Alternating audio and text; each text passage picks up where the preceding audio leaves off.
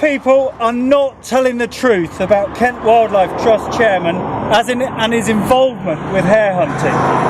The truth matters because it cuts to the heart of who controls the countryside.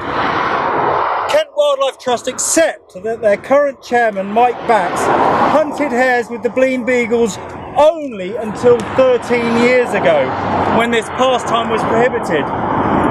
But our evidence shows that he was huntsman for the Blean Beagles from 1971 until 1991, and then until 2016 he was a joint master. For 20 years as huntsman, his job would have been to help the dogs seek and destroy hares for the amusement of paying spectators. As joint master, his responsibilities would have included the day-to-day running of that hunt. Beagling is a deliberately cruel blood sport. The greater the suffering, the better the hunting. Beagles are finely tuned killing machines, selectively bred to run slower than a sprint specialist hare, but with enhanced stamina and sensitive noses so they can follow the scent their quarry leaves behind as she tries to escape. There is no natural predator that hunts hares like this. Beagling is the complete opposite of natural selection. Beagles work as a pack under the guidance of a huntsman. Their aim is to gradually tire the hare enough for the dogs to pull her down and bite her to death. In favourable conditions and in the right mood to chase and catch a hare, beagles are relentless. 90 minutes from find to kill is considered perfect. At the bloody end, the huntsmen and spectators will have been marvellously entertained, their quarry reduced to a stiff-legged, hunched, shattered shadow of her former self, and the beagles will relish their hard-earned prize. But don't just take my word for it. Listen to what was being written in the sporting press before beaglers took their activities underground to avoid falling foul of the law. From the Purbeck and Bovingdon beagles in Dorset. We had a splendid morning with a hunt of 3 hours before finally killing in a field of kale. From the Stoke Hill in Devon, an entertaining day.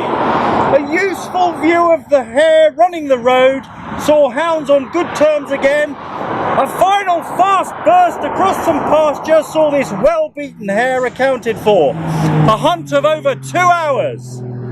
A useful view means that the hare had given the hounds the slip, but someone saw it and told the huntsman where she was. Well-beaten means stiff-legged, hunched and shattered. Accounted for is a euphemism for catching and ripping apart. From Somerset, the Clifton Foot bragged, a classic hare hunt, recorded a successful conclusion in 3 hours and 26 minutes. This from the Chilmark, also in Somerset. The best of November hunting. The field had a grandstand view of an 80-minute hunt. They ran into the hare at the field's feet. In beagling, spectators are known collectively as the field. So, translated, this means that the dogs killed the hare right in front of everybody who was watching. In the home counties, the South Hertfordshire gushed. Better was to come when visitors saw hounds catch their hare after a glorious 70 minutes of steady hunting. The Cambridgeshire-based Pipewell Foot boasted an amazing hunt was enjoyed for nearly 1.5 hours to a well-deserved conclusion. The North Staffordshire Moorland wrote of one hunting climax. The view was magnificent as they rolled her over in an open meadow. Rolled her over. Sounds almost pleasant, doesn't it? But we're not talking about making love in the clover. It's a rose-tinted euphemism for glossing over the cruel reality of using dogs to chase a hare to the limit of her physical ability, then savage and rip her to pieces. This from the Home Valley in Yorkshire. A hare was hunted for around 70 minutes giving the remaining field some excellent viewing until hounds were rewarded in the copse. Nobody thinks about how the hare feels, do they? It's all about the glorious view and the sweet little dogs who deserve their prize after the end of all their hard work. In fact, people who go beeling are advised not to consider the suffering of the hare and are warned that if they do, then their enjoyment might be spoiled. I wonder if Mike Bax ever considered the plight of his quarry during 20 years as huntsman and another 25 as master. This from the Pevensey Marsh, just down the road in Sussex. The day from Little Marshfoot was probably the best of the season, killed at dusk after 90 minutes.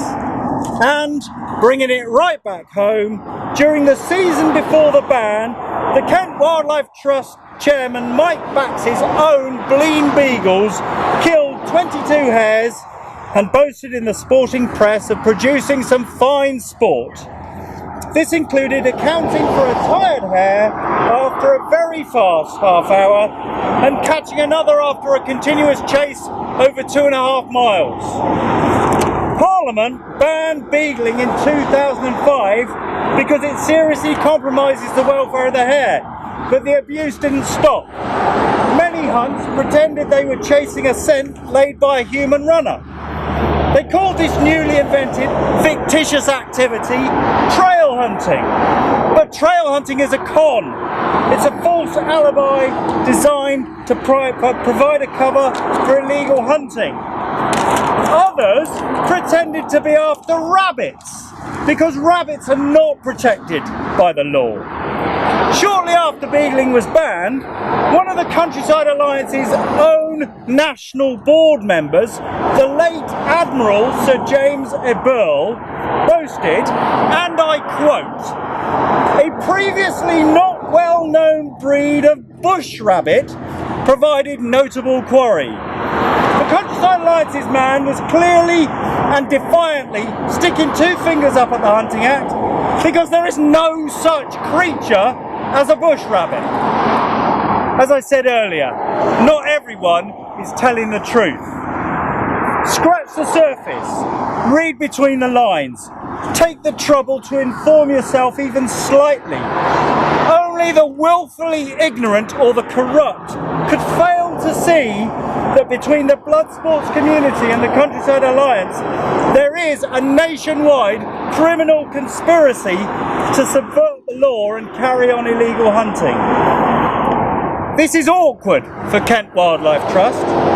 Mike Bax is part of the Kentish blood sports community, and his apparent addiction to killing for fun is clearly at odds with their aims and objectives. As well as heading up the Wildlife Trust, former huntsman and huntmaster Mike Bax is an ex-High Sheriff of Kent, sits as chairman of Kent Rural Crime Advisory Group, and is president of Kent Crime Stoppers. So what is really going on here? For many years, the hunting lobby has been infiltrating the system by getting their people into positions of authority. It's a tactic called entryism. We believe that Mike Bax is part of this tactic. That's not to say that everything he does is bad. He'll be party to decisions and policies on which we all agree. But this is all part of the smokescreen, and amid the fog, clearly Mike Bax swings his power and influence to open doors which Kent Wildlife Trust finds so irresistible that they feel compelled to push misinformation about their chairman to cover their own backs. This is actually about vested interests and criminal elements presenting an acceptable face to facilitate the abuse and killing of animals in beautiful surroundings.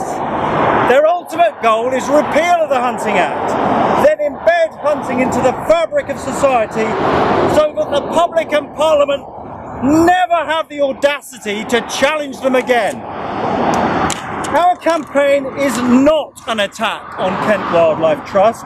It's not an attack on its employees, volunteers or members. We recognise and support what they do. in terms of worthy work to restore, save and enhance our natural heritage. But, and it is a big but, we have a wealth of evidence regarding the links between Kent Wildlife Trust, their chairman Mike Bax and the Blean Beagles hare hunt, which contradict official statements. In the absence of any explanations which stand up to proper scrutiny, it seems perfectly reasonable to continue to politely ask their chairman to step aside. As I said at the beginning, not everybody is telling the truth. Thank you. Woo! Whoa!